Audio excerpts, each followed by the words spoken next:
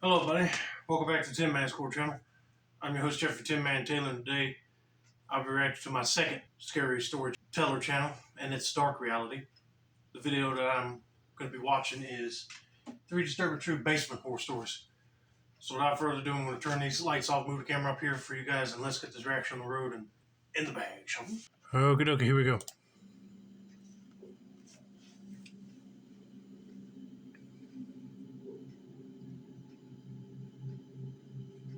When I was a kid, I lived with my grandma in an apartment complex in a very poor area. It was a really rough neighborhood, but my granny and I were living in the nicer part, which really isn't saying much. The apartment complex was pretty small, with 3 floors and 12 apartments in total. However, due to the unfriendly neighborhood, the neighbors weren't exactly friendly either. We hardly knew anyone in the complex. People were constantly moving in and out before you even had a chance to say hello. I mean, if I had to move out into an apartment, I would definitely not pick something like this to be living in, because you have people that just keep constantly moving in and out. You can't even say hello to them. And if you're in like a sketchy neighborhood area, you might be involved in like gang related incidents or people breaking in to rob you of your belongings. Anyway, let's continue with the story and see what happens next. But then again, the few people we did greet were either creepy or involved in criminal activities. I don't think we were missing out on anything. The complex had a massive basement, and each apartment had its own storage room down there. Wow. The basement also housed the laundry facilities. The entire basement had an eerie atmosphere. It was really quiet down there, and even the slightest sound could be heard clearly. Any noise in the complex would reverberate into the basement. Additionally, the heater, also located in the basement, made sounds like a dying cat, and every pipe and floorboard creaked as if they were intentionally designed to do so. As a young child, my granny didn't allow me to go down there on my own, not that I ever wanted to. Even before this particular incident, a lot of unsettling things had happened down there. People often used the basement rooms for illegal activities or to store suspicious items. Many people moved away without cleaning out their rooms, leaving their belongings to be discovered by the landlord. Once, the landlord found a meth lab, and another time, a batch of dead dogs was discovered. Oh, hey, no. I can see why tenants are leaving quickly. Because if the landlord finds a meth lab or dead dogs, he'll be getting cops to investigate, and if they find out it's some of the tenants, he'll definitely kick them out. But that's just disturbing to find down there in the basement of an apartment complex.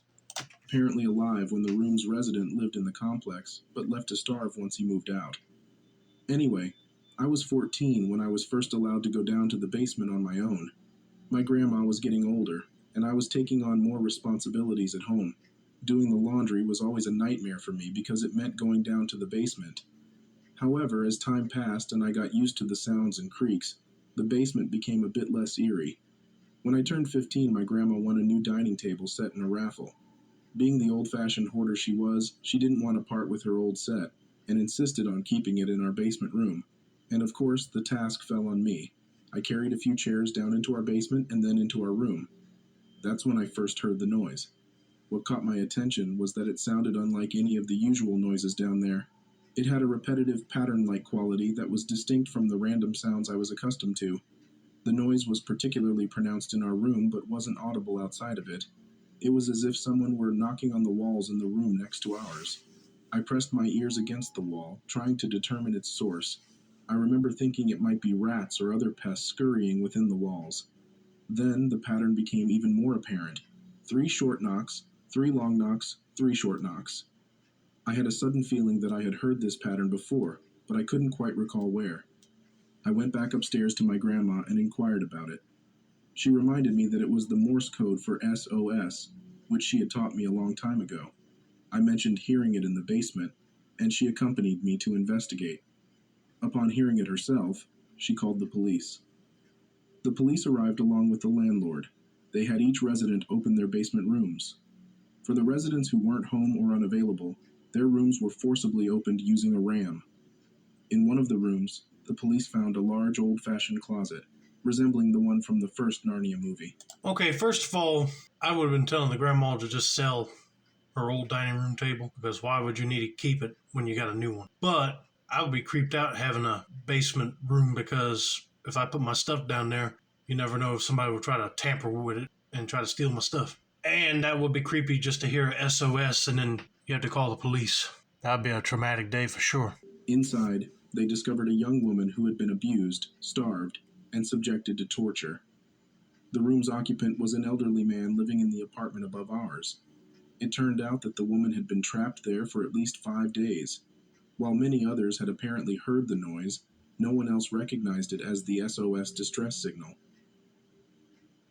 Of course they wouldn't, because they don't know what an SOS signal will sound like. Only you guys would have known, since your grandma remembered and trained you how to listen for it. But I hope they do find that elderly guy and have him arrested for starving a woman to death for 5 days. I'm just glad the police found her and got her out of there. I mean, after this, I would definitely be finding another apartment complex to rent that is not in a dangerous area.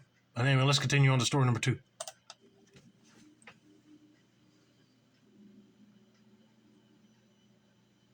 I'm attending a small private college in the Midwestern United States. As a fine arts major, I spend many late nights in the art building. On this particular evening, several students were there along with one of my professors. I was planning to take some creepy photographs for an assignment in the building's basement. I had been there before, and it was essentially a long concrete storage area. I wasn't scared, but I did manage to persuade my friend Beth to join me. The staircase led down to a narrow rectangular structure divided into several rooms. We turned on all the lights, revealing stacks of artwork and old documents piled in every corner and crevice, with cobwebs draped over everything. I'm surprised the school did not want to sell off all the artwork instead of leaving them down there in the basement and go through all these old documents and burn them, shred them, or whatever if they're not needed, instead of keeping them down there in the basement where they get soggy or covered in cobwebs and dust. But these two people better be careful when they walk down there in the basement. At one point, we had to leave to help another student who was moving pottery. When we returned, the stairwell light was on, but the entire basement was pitch black. I was certain we had left all the lights on. I asked Beth, but she just mumbled a quiet, "I don't know." I assumed I had forgotten to leave them on. We were in a room about 40 feet long, positioned on the side farthest from the stairwell. Our only source of light was coming from a room on the far right. The white light spilled across the graffiti-covered wall I was planning to photograph. The back of the room featured a massive heating-cooling duct system that covered almost the entire wall, jutting about 5 feet into the room. Stacks of cardboard boxes and tools cluttered the area around it. To pass the time, I engaged in conversation.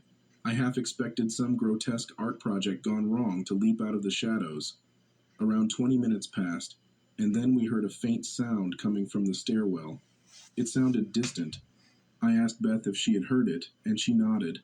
It resembled the sound of hands clapping together, but we were definitely the only two people down there.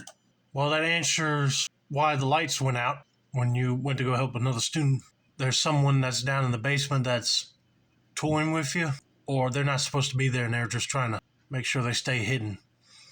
And now they're really trying to scare the crap out of you with that clapping noise. Despite the unease, I continued talking. Then we heard another sound. All conversation ceased. It sounded like someone dragging an object across the hard floor, similar to the sound of cardboard scraping against concrete. I stood up. The sound came from within the room, near the stairs.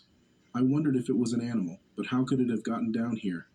There was only one entrance. My eyes darted from side to side, scanning the darkness. Suddenly, without any warning, a small cardboard box shot out from behind the far end of the duct machine. It slid across the floor, and my stomach plummeted. It didn't roll as if it had fallen. It was propelled, pushed, or kicked with force. It emerged like a projectile.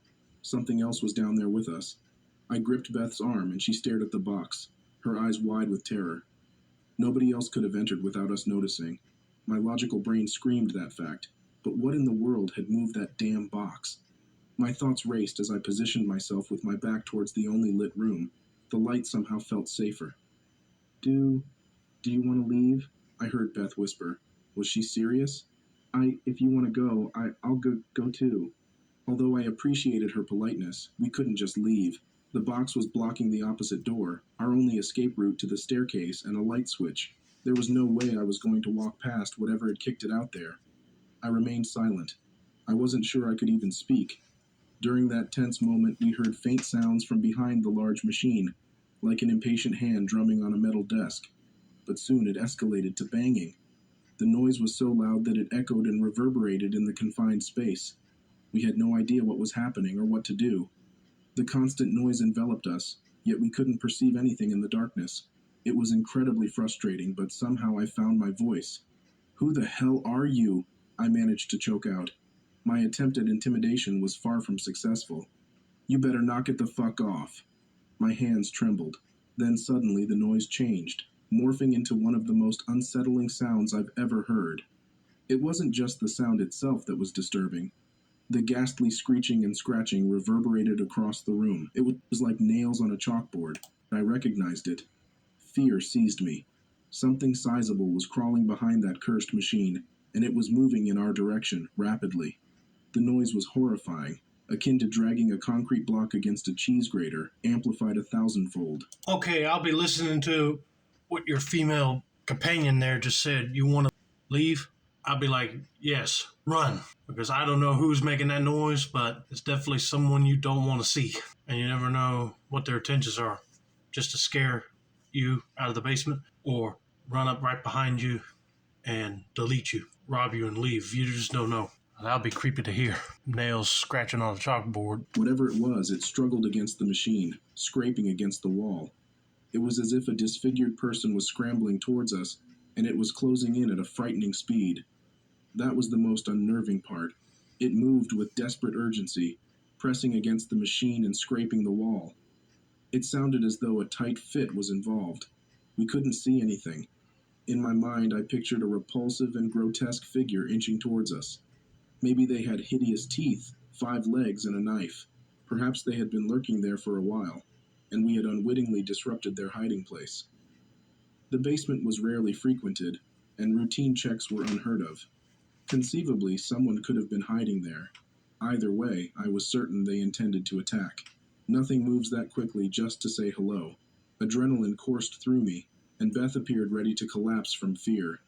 I scanned the room for a weapon and spotted a grim-looking plunger. It might not have been the most elegant choice, but it was better than nothing. From the other end of the room, another noise echoed. It was unmistakably a cell phone striking the concrete floor.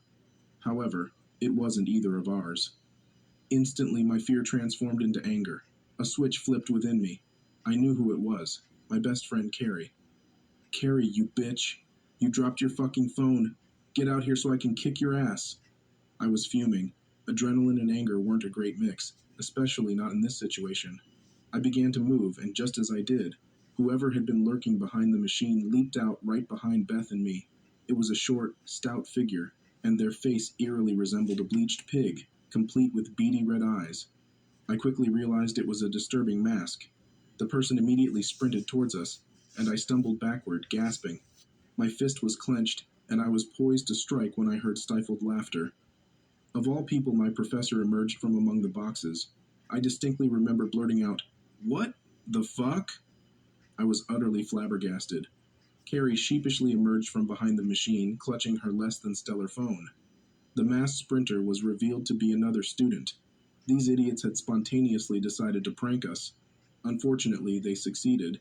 The pottery student and even the janitor were in on it, instructed to distract us while the others slipped downstairs. They turned off the lights, and I had passed their hiding spots multiple times. We were down there with them for nearly 10 minutes, thinking we were alone. Naturally, I demanded that they get the fuck out so I could finish my assignment. While I wasn't thrilled to see my friends, I was relieved it wasn't the alternative I had imagined. Holy Jolito. I cannot believe that some other students and the janitor pulled a prank on them. I mean, I'm glad it was a prank and not nobody that was not supposed to be there going to attack them. But that's truly messed up. Like, they're really busy in the basement and you really had to go down there and scare the crap out of them. I'm just glad that they're okay and we're not too shaken up by this whole experience. But I'll be mad at them guys forever because that ain't funny.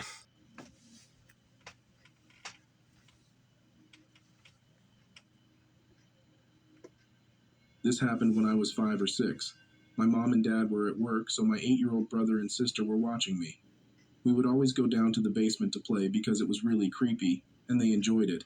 even though I despised it due to its eerie nature. If I wanted to play in the basement, I'll be making sure that the basement is like filled in, no wet concrete floor, and it's set up to be like a little game room or lounging area. Then you have lots of fun down there. Because if it's set up like this, I'll be like, oh heck no. Because if the lights went out, it'd be really creepy. Every time I would go down there, I would always stay with my older siblings because, in my eyes, they were so cool and awesome. Anyway, we had finished playing and were ready to go upstairs to play the Rocket Power game on our GameCube when they ran ahead of me.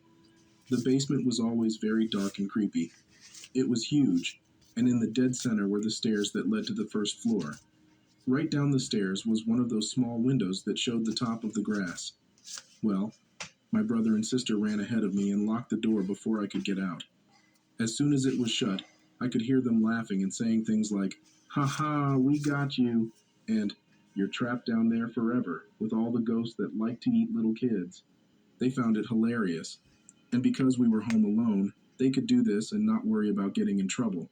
No, I'll be mad. Because if your parents got home after you did this, I would have been saying they trapped me down in the basement, thinking that there's ghosts in there. I mean, you tell a younger kid that, they'll literally crap their pants and be banging on that door to get you to open it up. Anyway, as I'm banging on the door, sobbing, begging them to let me out, I look back and see a man crouched down, just staring at me from outside the window. His expression was completely blank. His eyes were wide and bloodshot. He had a ton of scars and cuts on his face, and he was incredibly thin with long black greasy hair. Thinking back, he was probably on meth. This only scared me more. I started screaming that there was a man at the window, but my brother and sister only laughed harder. We had one of those metal plates that you stick to the bottom of the door to keep your dog from scratching it. Well, my dog had scratched part of the metal down. As I'm banging on the door, I cut my knee open. I start screaming more, and then I turn back to see if the man was still there. He was. He looked at me, then at my profusely bleeding knee, then back at me, and then he just started laughing insanely. It was probably the sickest laugh I had ever heard, and once he opened his mouth, I could see he barely had any teeth whatsoever. His laugh was so sickening, it sent chills down my spine. I don't think there's even a way possible to explain this man's sound. I started screaming louder for them to go lock the door, but they only laughed louder. I could hear his laugh over my own screaming and my brother and sister. Eventually, they opened the door, saw that I was bleeding, and pulled the old "Don't tell Dad," which we later had to. I lay down on the ground right outside the basement door. The window was still visible. The man watched for a second longer, with the same apathetic, cold, lifeless stare as before, then stood up and literally skipped away. I never saw him again, nor were there any reports in our neighborhood. I tried telling my family about this, but no one believed me. Though I did get something cool out of it. My knee ended up scarring, and often when I meet new people, they ask where it came from. I always get the pleasure of saying, "Well, you see, I used to be an adventurer, but then I took an arrow in the knee." It's a great way to get girls, and plus, battle scars are hot. I'll be telling the older siblings, no, I am telling Dad and Mom, because that is messed up. And I cannot believe that they don't believe him about the man that was outside the window, because if he shattered the glass and started getting into the basement to come up the stairs, then the brother and sister would have been taking it seriously to open up the door and get him. And I cannot believe that telling girls on how you got your scars is a thing to attract them to you. I mean, that's just weird. But anyway, hope you guys enjoyed this video. Don't forget to like, subscribe, turn on post notifications for more dark reality content like this. This has been another successful installment of the Tin Man Sports Channel. I'm your host, Jeffrey Tin Man Taylor. I said that's a wrap, and that's the